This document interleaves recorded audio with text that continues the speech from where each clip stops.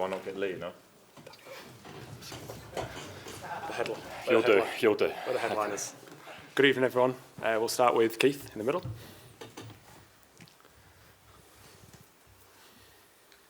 Thank you. Hi, Nick. You okay?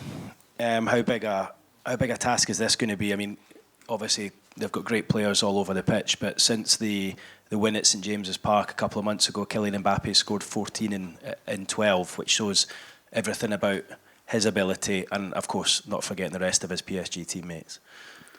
Yeah, cheers for that.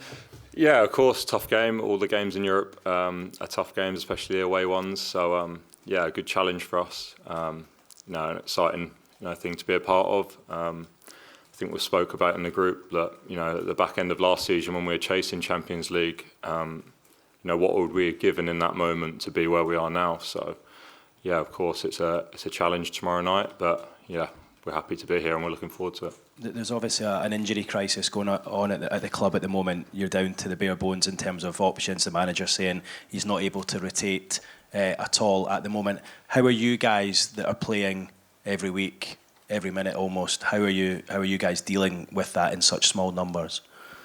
Yeah, part of the challenge, I think. As a player, maybe if you're getting subbed after 60 minutes or 70 minutes, you say you want to play 90. So there's no complaints. The players that are playing, have got a real responsibility to play at our top level, and I think that's what we've taken on. We've got a great group of characters at the club, and that's what we need in these moments. Although there's plenty of competition on the bench, isn't there, for the goalkeeper? You've got three of them breathing down your neck now. Yeah, 3 cats on the bench. Yeah, I don't think that's been seen too often in Premier League history. But yeah, it just kind of shows where we are at the minute. Like I say, I think teams in throughout a season will go through stages where they have more injuries than other teams, and this just seems to be our moment at the minute. But like I say, the characters in the squad, they're the ones that are going to carry us through, and that's what we have to do. Thanks, mate. Luke in front, please. Hi, Nick. How do you assess your own form this season? How do you think it's gone for you? Okay, we'd like to do better in some moments, I think. Really happy with other things. I suppose that's like every season. If you're 12, 15, 20 games into a season, you like to, nitpick and do certain things better and, be happy in other moments. So, yeah, I think that's how I feel. I think there's always room for improvement. Because those of us who watch you every week playing for Newcastle, we're slightly mystified why you're not in the England squad. Have you had any conversations with Gareth about that as to why you're not in?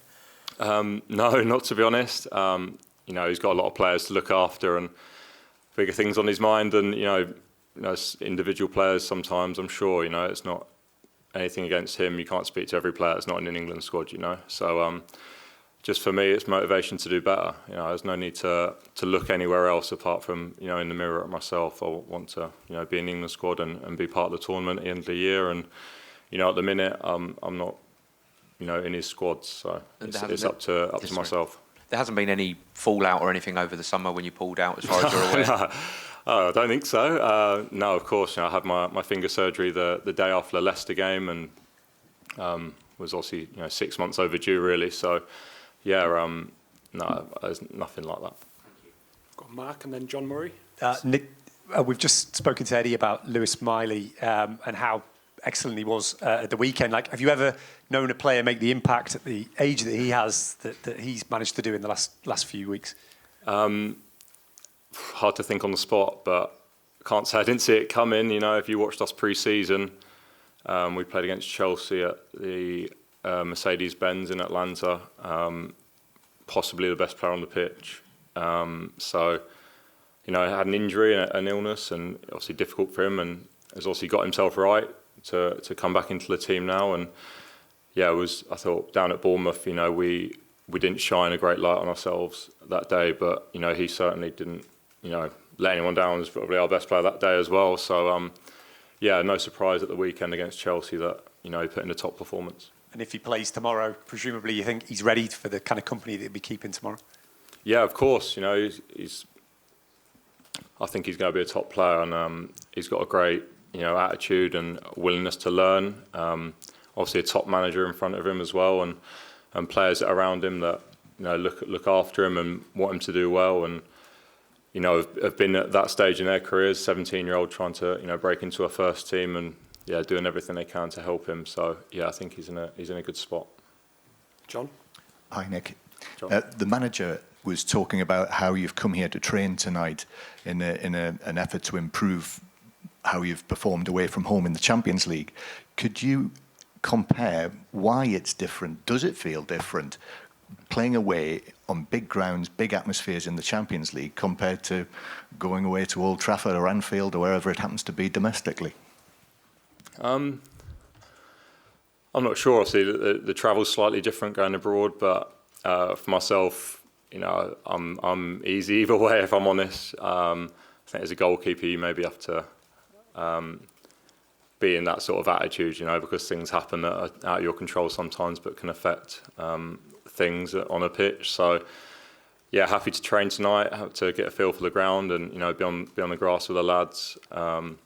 But equally as happy, if we don't do it. But preparation. I think each game we take individually, and a lot goes into each and every game. So, looking forward to being on the grass soon. And I'm sure you've studied the table and had a look at it. What do you think you need? Win would be nice. It's not going to do any harm in any group at any stage. Obviously keeps it in our hands as well, which is something that will be nice going into the Milan at home game. But full focus has got to be on tomorrow night, and taking it one game at a time. And like I say, every game we go into, we've got to look to win, whether that's League Cup, Champions League. I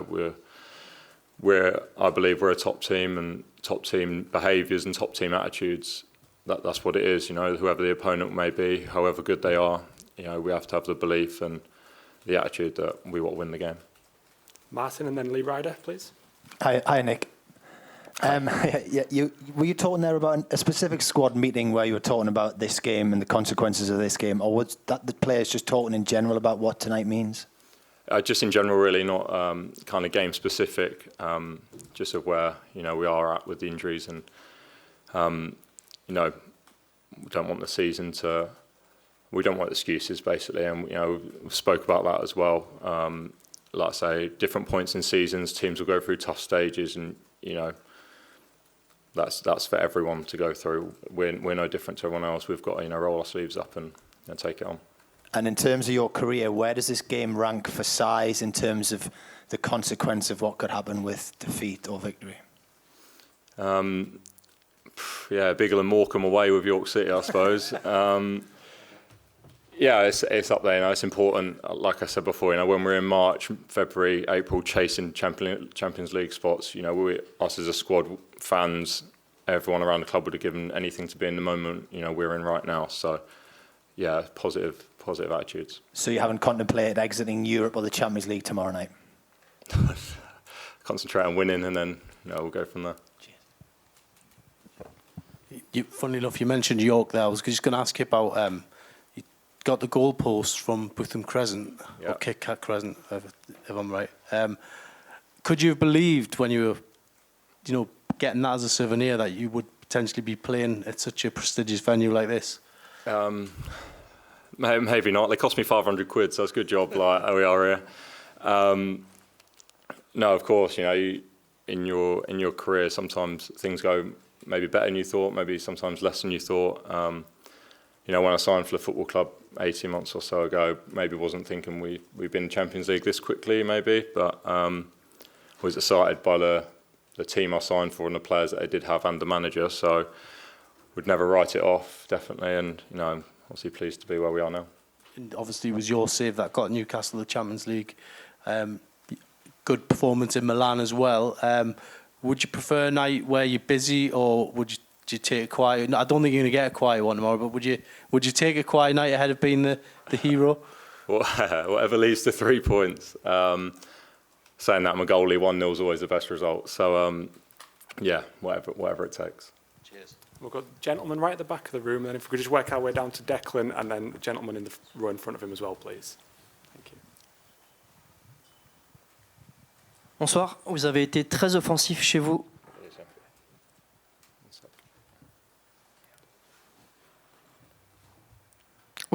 Bonsoir, par ici. Vous avez été très offensif chez vous là-bas à Newcastle. Est-ce que le coach demain vous a demandé d'être un peu plus dans l'attente ou alors est-ce que vous allez garder la même intensité et toujours attaquer et attaquer? Merci. Wait and see, I suppose. But like the manager said, we've got certain fundamentals and beliefs that we believe in that we have to stick to. That is, true to our core. And then things around that can be tweaked to suit certain games in certain situations. I think you have to have, that sort of flexibility at the top level. Thank you. We'll go Declan with the headphones on there. Hey Nick, how's it going? Hi. Just two from me. Just a quick one on Lewis. I mean, he's obviously so young, but what does he actually like in the dressing room? What's he like to train with? Just give us a bit of an insight into him. Lewis Miley, not Lewis Hall, yeah. Sorry, Lewis, yes. Lewis Miley. Yeah, really great nature about him. Someone that you wouldn't look at and think that it's just probably been man of the match a weekend against Chelsea and 17 years old. Really seems like he's taking it all in stride. And in the same way, he's got a nice aura and air of confidence about him where he was named in the starting lineup at the weekend and at Bournemouth, and no one in the dressing room batted an eyelid. We all had full belief in him. And just bringing it back to England, when you look at the current trio in that squad, what more can you do? And at any stage this season, has it played on your mind at all? You can always do more. There's more clean sheets to be had, more saves, better performances. Like I said previously, I want to look inwardly at that, not at Gareth's decision to leave me out. I've got to make it that he can't leave me out. Thank you. And the gentleman in the row in front, just to finish us off, please. Hi, Nick. My name is Ojora Babatunde of OGB Sports. Even after the wide margin win against PSG at St. James Park, many doubters still believe the win was more of a fluke. Are you going to prove them wrong tomorrow with such a Euroleague performance again tomorrow? Certainly hope so. We put in a top performance that night, and we're ruthless in front of goal. And I think last two games against Dortmund, we haven't had that that ruthless edge, and that's what's cost us the points in them games. So certainly good performance with a ruthless edge, and we'll be in a good spot. Thank you very much, everyone. We'll go through for training shortly. Thank you. Cheers, guys. Thank you.